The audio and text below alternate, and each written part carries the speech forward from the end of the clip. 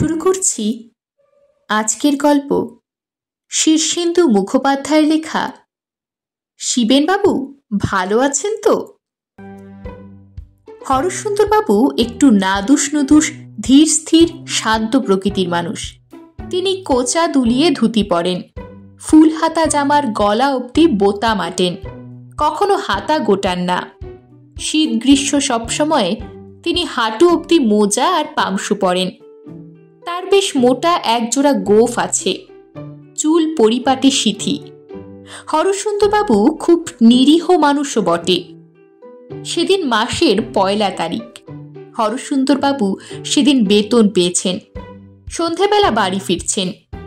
যে গলিটায় তিনি থাকেন সেটা বেশ অন্ধকার, পাড়াটাও ভালো নয়।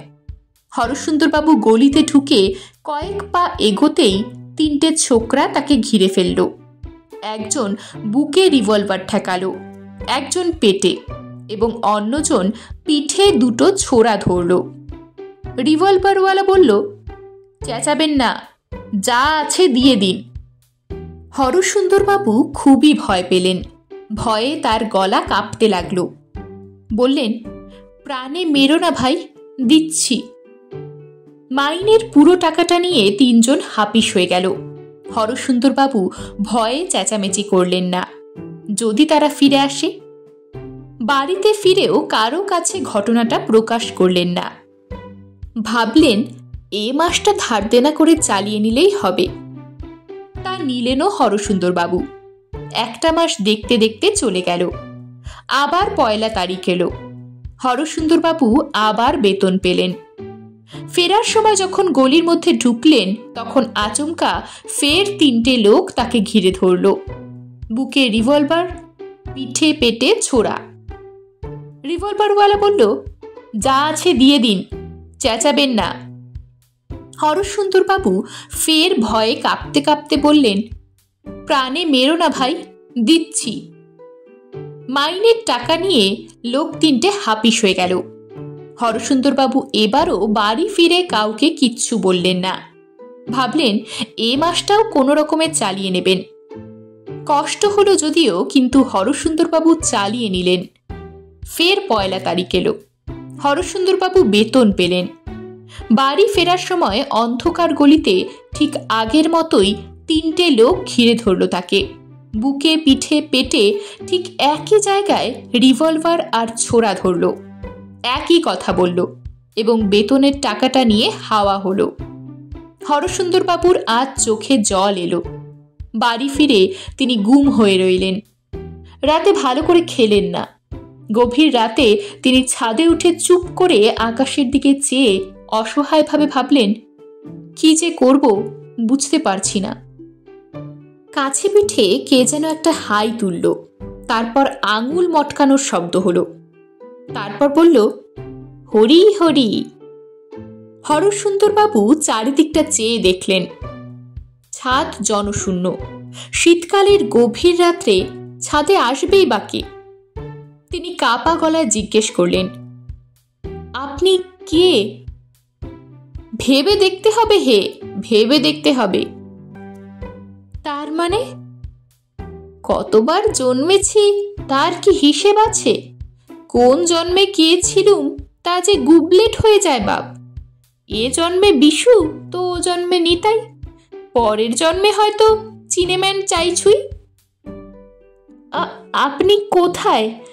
দেখতে পাচ্ছি না তো।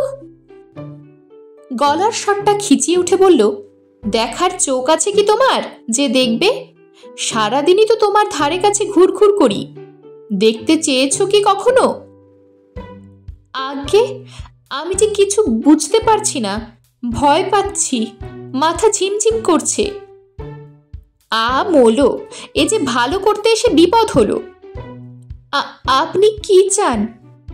তোমার মতো গবেটদের কান দুটো মোলে দিতেই চাই হে, কিন্তু বিধিবাম সে উপায় নেই। আমি কি করেছি? আপনি আমার উপর রাগ করছেন কেন? রাগ করব না? 3টে কাঁচা মাথার ছোড়া 3বার যে তোমাকে বোকা বানালো, তার থেকে শিক্ষা পেয়েছো কি? কিছু করতে পারলে? আগে কি করব? তাদের হাতে যে ছোরা আর বন্দুক। আর তোমার বুঝি কিছু নেই? আগে না। কে বলল নেই?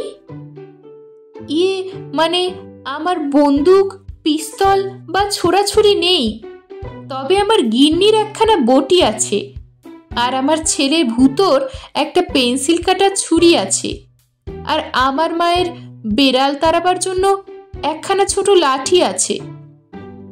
আহা, ওসব জানতে চাইছে কে? বটি লাঠির কথা জিজ্ঞেস করেছে কি তোমায়? বলি এসব ছাড়া তোমার আর কিছু নেই? আগে মনে পড়ছে না। শুনেছি আমার ঠাকুরদার একটা গাদা বন্দুক ছিল। গবেটার কাকে বলে? বলি বন্দুক টন্দুক ছাড়া আর কিছু নেই তোমার? আগে না। বলি বুদ্ধি বলে একটা বস্তু আছে, জানো তো? জানি। তোমার সেটাও নেই? আগে ঠিক বুঝতে পারছি না। একটা দীর্ঘশ্বাসের আওয়াজ হলো। তারপর গলার স্বরটা বলল, শোনো, এবার যখন ওই মরকটগুলি তোমাকে পাকড়াও করবে, তখন একটুও ঘাবড়াবে না। হাসি হাসি মুখ করে শুধু জিজ্ঞেস করবে, আচ্ছা শিবেনবাবু ভালো আছেন তো? শুধু এই কথা বললেই হবে? বলেই দেখো না। তৃতীয় মাসটাও কষ্টে সৃষ্টে চলে গেল। আবার 1 তারিখ এলো এবং হরসুন্দরবাবু আবার বেতন পেলেন। বাড়ি ফেরার সময় বুকটা দুরু দুরু করছিল। যে কথাটা বলতে হবে তা বারবার বিড়বিড় করে আওড়াচ্ছেন। হাত পা কাঁপছে, গলা শুকিয়ে যাচ্ছে। গলির মুখে একটু থমকে দাঁড়ালেন। তারপর দুর্গা বলে অন্ধকারে পা বাড়ালেন। কয়েক পা যেতে না যেতেই 3 মূর্তি ঘিরে ফেলল তাকে। বুকে পিস্তল, পেটে আর পিঠে ছোড়া। পিস্তলওয়ালা বলল, চেঁচাবেন না, যা আছে দিয়ে দিন। জীবনে কোনো সাহসের কাজ করেননি হরসুন্দরবাবু, আজই প্রথম করলেন। জোর করে মুখে একটু হাসি ফুটিয়ে তিনি জিজ্ঞেস করলেন, আচ্ছা শিবেনবাবু ভালো আছেন তো? ছেলে 3টে হঠাৎ যেন থমকে গেল, আর তারপরেই দূরদার দৌড়ে এমনভাবে পালালো যেন ভূত দেখেছে। হরসুন্দরবাবু খুবই অবাক হয়ে গেলেন। এই সামান্য কথায় এত ভয় পাওয়ার কি আছে? যাকগে, এবার মাইনের টাকাটা তো বেঁচে গেল। না, এরপর থেকে হরসুন্দরবাবুকে আর ওদের পাল্লায় পড়তে হয়নি বটে, কিন্তু তার ধাঁধাটা গেল না। এই তো সেদিন তার অফিসের বড়বাবু তাকে কাজের একটা ভুলের জন্যে খুব বকাঝকা করে চার্জশিট দেন আর কি। হরসুন্দরবাবু শুধু হাসি হাসি মুখ করে তাকে বলেছিলেন, আচ্ছা শিবেনবাবু ভালো আছেন তো? তাইতে বড়বাবু এমন ঘাবড়ে গেলেন যে আর বলার নয়। এরপর থেকে খুবই ভালো ব্যবহার করে যাচ্ছেন। সেদিন বাজার থেকে পচা মাছ এনেছিলেন বলে হরসুন্দরের গিন্নি তাকে খুবই তুলোধনা করেছিলেন। হরসুন্দরবাবু তাকেও বললেন, আচ্ছা শিবেনবাবু ভালো আছেন তো? গিন্নি একেবারে জল। হ্যাঁ, এখন হরসুন্দরবাবু খুবই ভালো আছেন। কোনো উদ্বেগ অশান্তি নেই।